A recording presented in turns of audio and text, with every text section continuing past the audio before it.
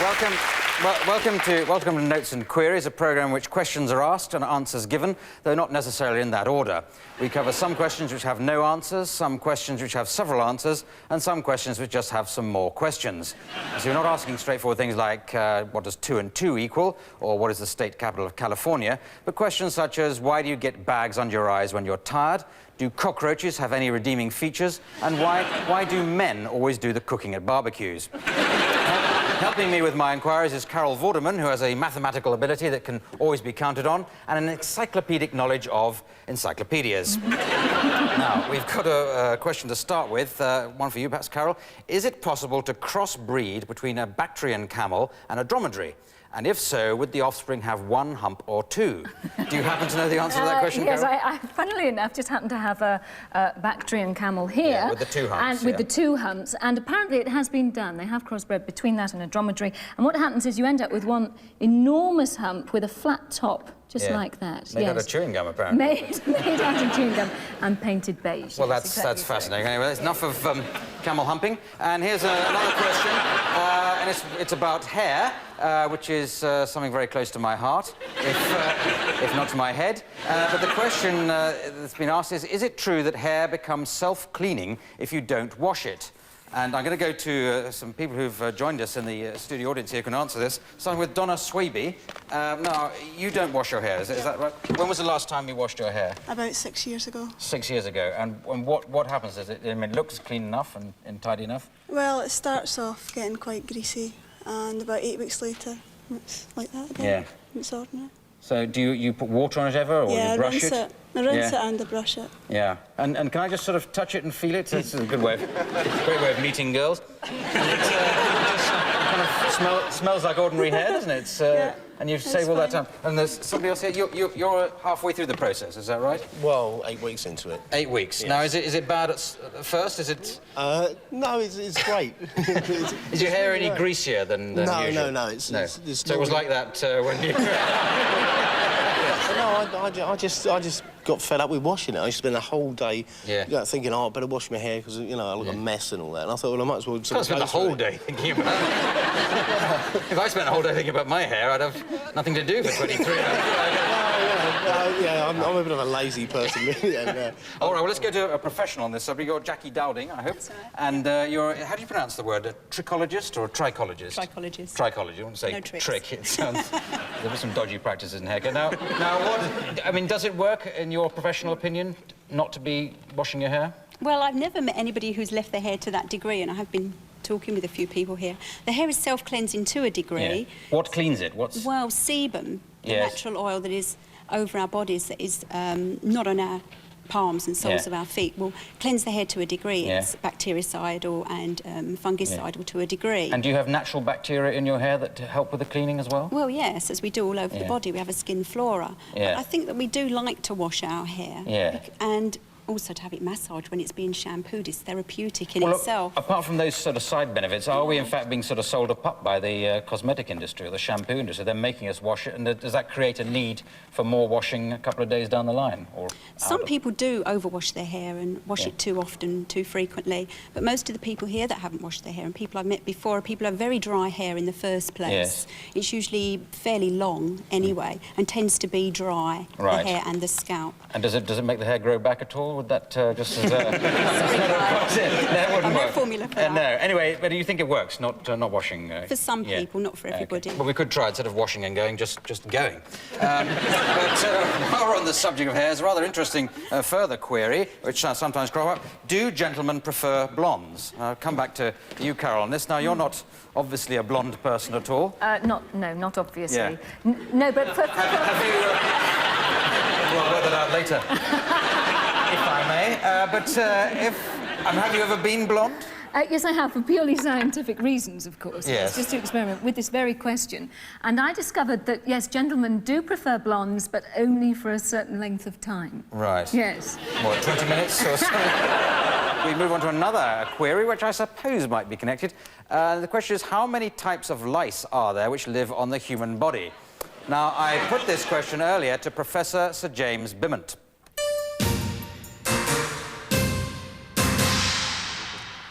How many kinds of lice are there that live on humans?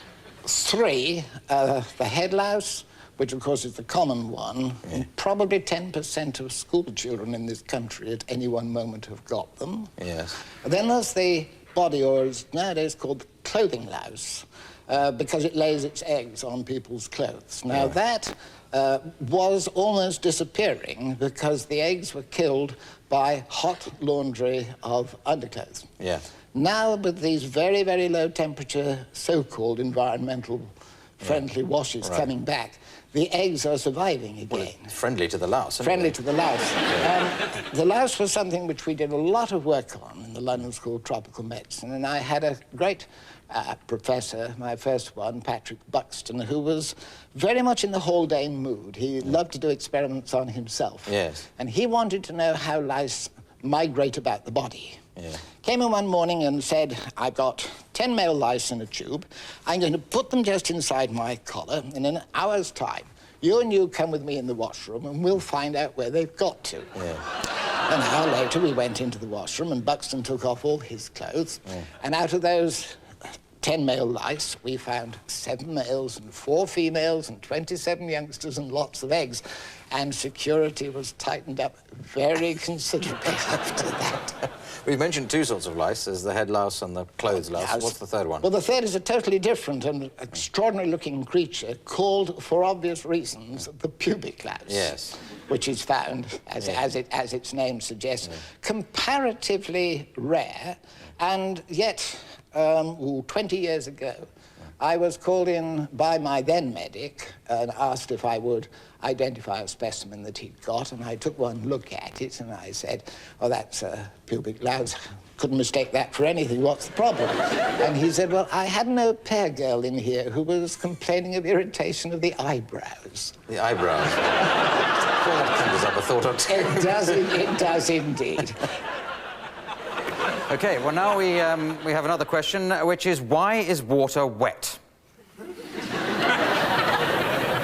A good part of the chemical and physical explanation of why water is wet, why it clings, in other words, is because it has within it particles, ions, and the molecules of water itself, which have a magnetic charge. They have an electrical charge. They have a plus and a minus. The hydroxyl ions, the oxygen and hydrogen, are negative, and the hydrogen is positive, and the molecules of water itself have a polarized charge on each end, and rather like small magnets, they cling to us, they cling to other objects, they cling to things when we touch them. And when they cling, we say we're wet.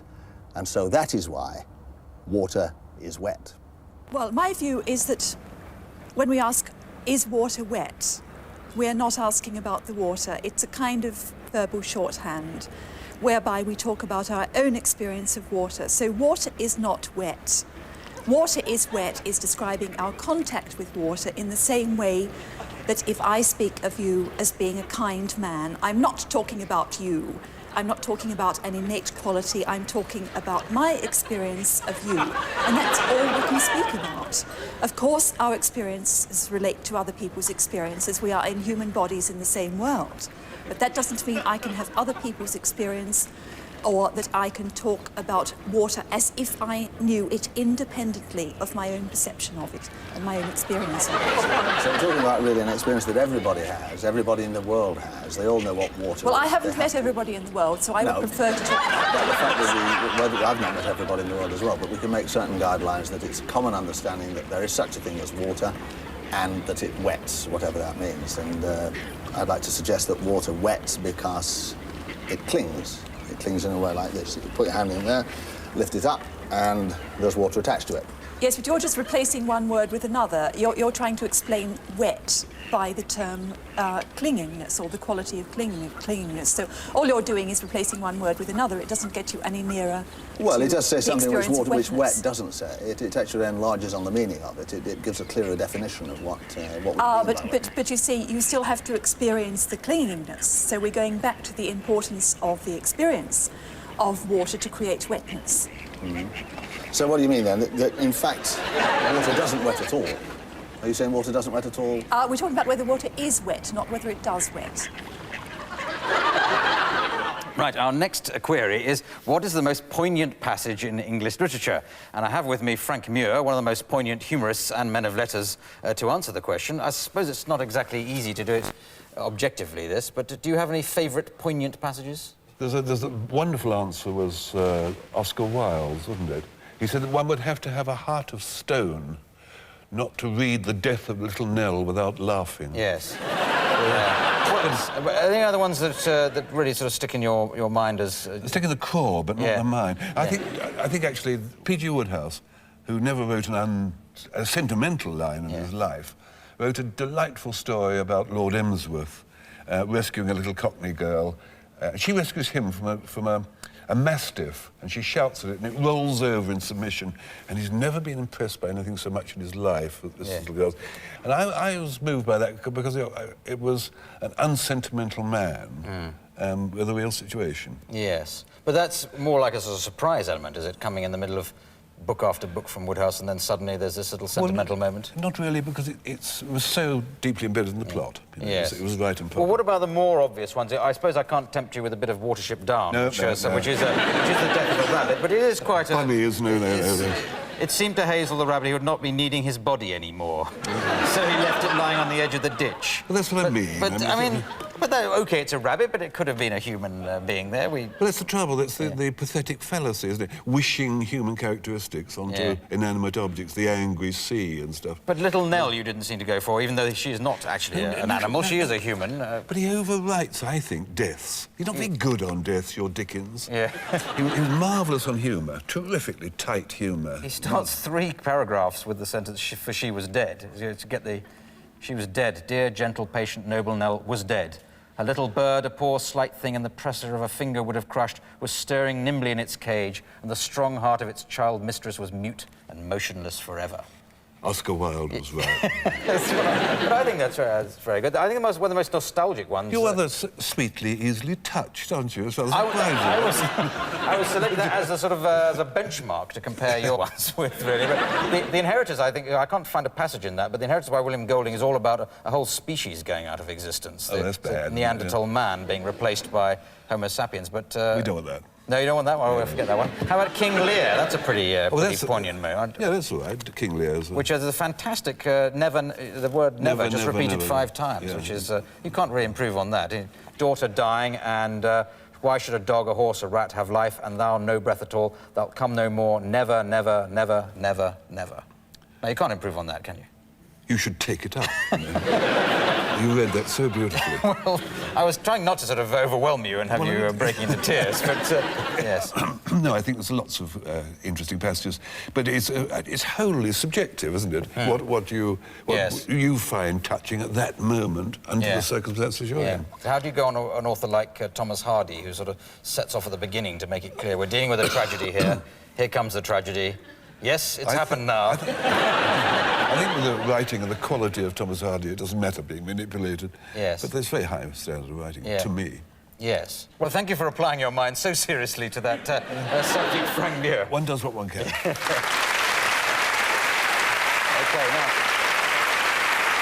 now... We've got a question that's puzzled some people, which is, what's the reason for the inability to pronounce the R consonant, so noticeable in several public figures? We thought we'd get Frank Muir to assist us with this, for maybe obvious reasons, I don't know, and perhaps also John Harris, Dr. John Harris of University of London. Thank you for joining us, Dr. Harris.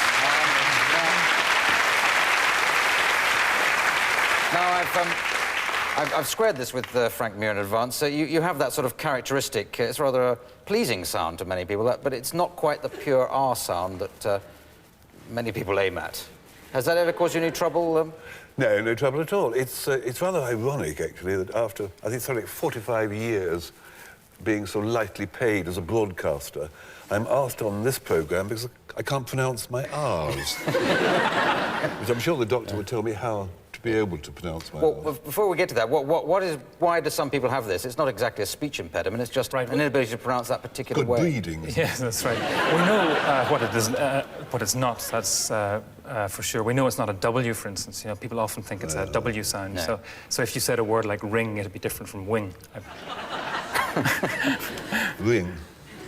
And wing. It's not wing. No, right, it's different. Yeah. And secondly, we know it's not a physical defect because there are plenty of languages that have this sound as a normal sound. Yes. And also, it's we don't find it all over the country. If it was a physical defect, we'd expect to find it like a lisp. Yeah. So what do we mainly get it in England rather than That's Scotland right, yes. or We only Ireland? get it in England, or at least it's prevalent in England, isn't it? but not in America or Scotland or Ireland Yes. so much. And is it class affected at all? Because sometimes it sounds like an affectation. Oh, surely. Well, the thin end of the wedge was back in the 18th century when people in England got the idea that it would be a good idea to drop or weaken their R sounds. So they wanted to weaken their Rs? Yeah, so they've dropped them at the end of a word, Right. and so they say car rather than car, and fear rather than fear. Yeah. And once you've started doing that, then before you know it, you're beginning to weaken them at the beginnings of words, like in red and... Yes, but is it mainly a male thing that... Yes, it is. Yeah. It is of me. Yeah, right.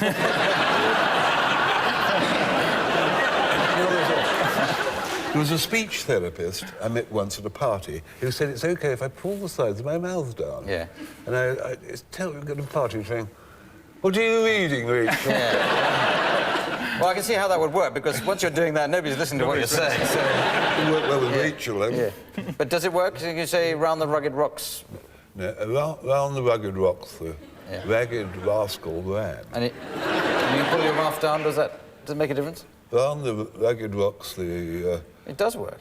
Does it? I think so. Is there an element there of a physical form? Well, it's possible because the sound is actually made with the lower lip. So if you get the lower lip out of the way, you have to find some other way of actually making the sound. What you do, you fake it, actually, don't you? If you can't do it, you just sort of obscure the fact you are, and you avoid some words. And there's a book which I like, which I can't order on the phone, because it's William Cobbett's Rural Rides. Absolutely impossible. So you just have to avoid going through life ever ordering rural rides. Yeah. Is there any Cure? any need for a cure, or is it something we should just say? Well, some people say a sound like that. And I wouldn't be surprised if in 50 years it was much more prevalent than it is now. I mean, it's simply catching on as a fashionable pronunciation at some point. All right, so you're ahead of your time. The epitome of fashion here. But it's like the punk rock of conversation. Okay. Yeah. Well, thank you very much, Dr. Harris and Frank Muir. Thank you.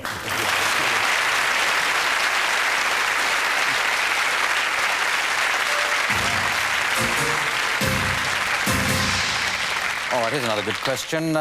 Carol, you'll be good at this one, perhaps. What is the longest English word that can be touch-typed with one hand?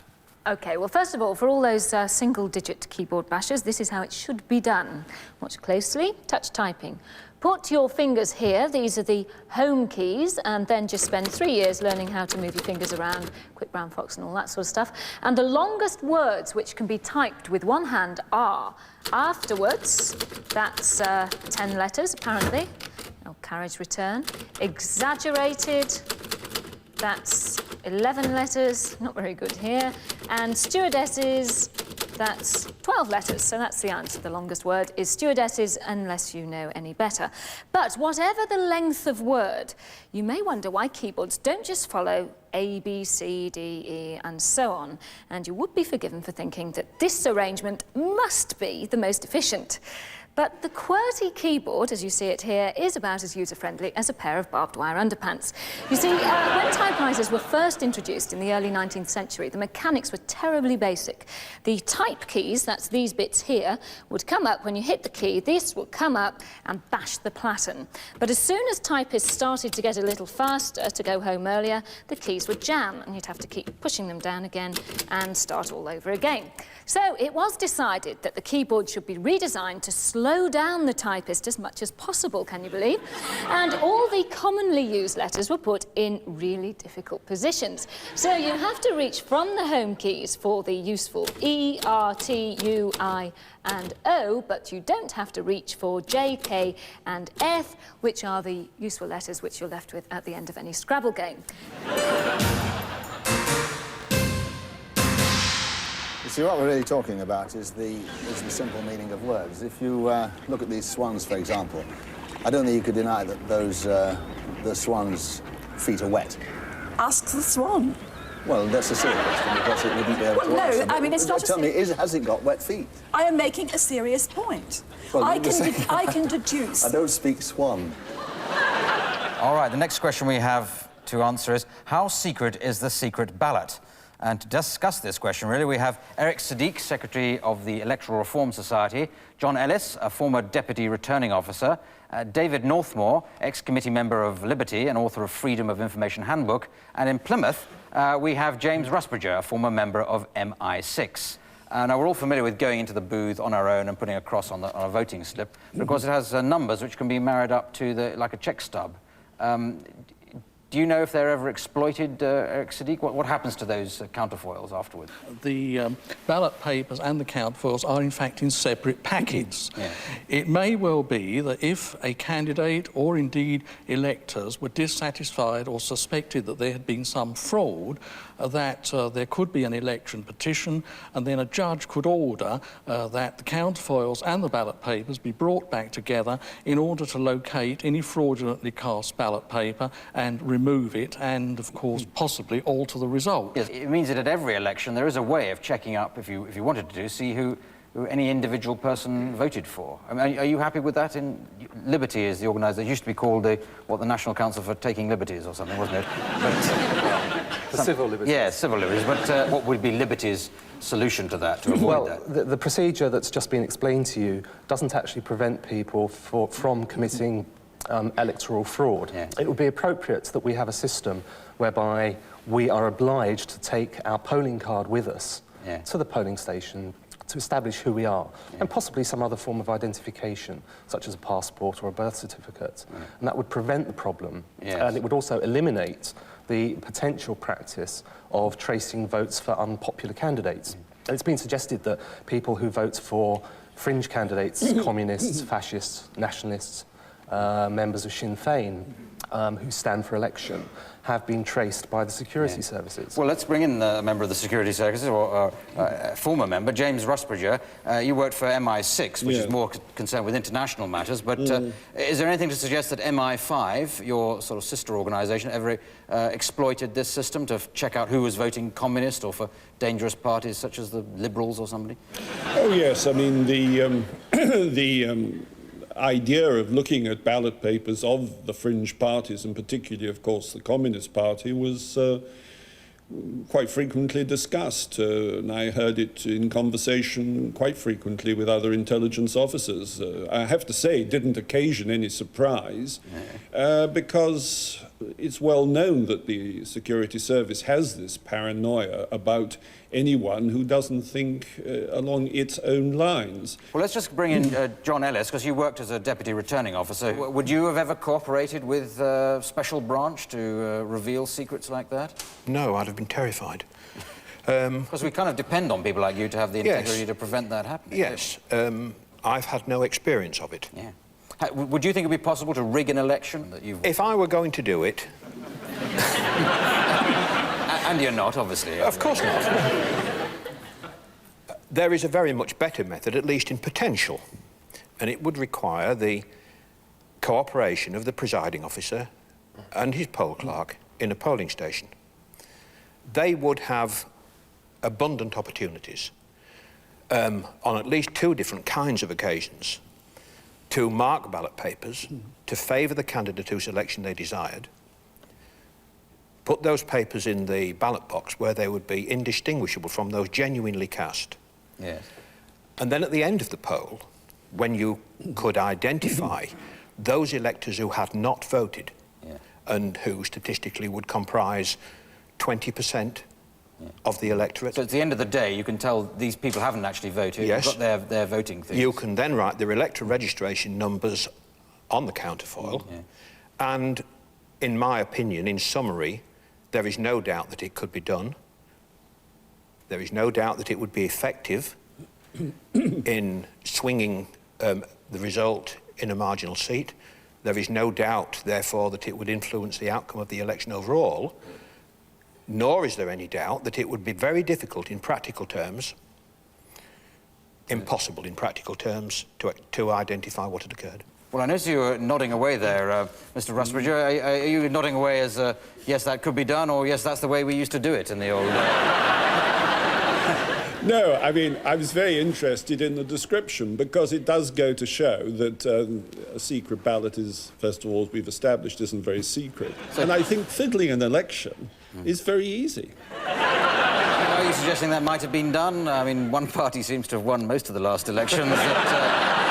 No, I mean, I'm not a statistical expert. One would need to look back. I mean, there have been some fairly narrow elections. Yes. But I do think you have to realise the paranoia that exists in Curzon House, that if they did think that the Labour Party was going to get back into power, and the warlords of the Conservative Party said, we don't want this, that it is certainly something that could be done. And looking back on the past record of MI5, dirty tricks are certainly very much part of their job. Do you think MI5, MI6 have actually done any good work, apart from sort of fiddling around, keeping a record of who's in the Communist Party? Has that done any good as far as preserving the security of the nation? Well, as I have frequently said, much to the dismay of Mrs. Rimington, they have not managed to catch a single spy or traitor in the last 45 years. Yeah. And MI6 has consistently failed to warn us of when we're either going to lose a piece of sovereign territory like the Falklands or someone is going to invade another country like Kuwait. Yeah. So on that basis, I would say they're both completely useless and it's high time they were overhauled, which doesn't make me very popular. Maybe they need some greater powers. Well, they've got lots of powers. What they need is some external evaluation so someone can go around and say, well, what do you actually do and are you doing it very well? The sort of thing that happens to the BBC frequently. Yes. Well, that's a very good example of the way external control works very well. I mean, just to bring it back to the subject of secret polling, I think, is there a way we can suggest that we could have a secret poll that didn't provide for MI5 being able to check up on us? Have you got a suggestion from Liberty? Well, quite simply, the ballot paper need not be numbered. But the individual voter should have to identify themselves before the ballot paper is issued. So what do you want, an identity card system? Not an identity card system by any means. As I said, we're all issued with ballot cards at the time of the election. We have no duty at the moment to take them with us. No. And that would be a very useful mechanism to eliminate much of the potential for impersonation. Well, I'm sure there wouldn't be beyond the power of the average MI5 agent to nick a voting card. Anyway, thank you very much for all joining us. I hope we'll all sleep soundly under our beds tonight.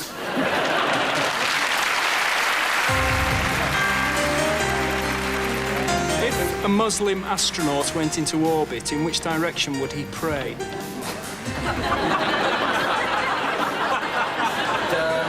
Downwards, I should imagine, but... Why do people clap to show appreciation? Or anything? Yeah. Any further questions? Yes, so the chap in the cricket jumper? I know that the colours of flowers are important for bees to attract them. I wonder which colour is the most effective. Yes, well, we'll try and ask a bee on that one. Yes, why on the telephone, on the number 5, is there always a little pip? Is that bad workmanship? Why do people say life begins at 40? Out of desperation, I think. You are trying to divorce language from experience, which is my whole point. Wetness is not a quality of water. No, well, Wetness is a quality of...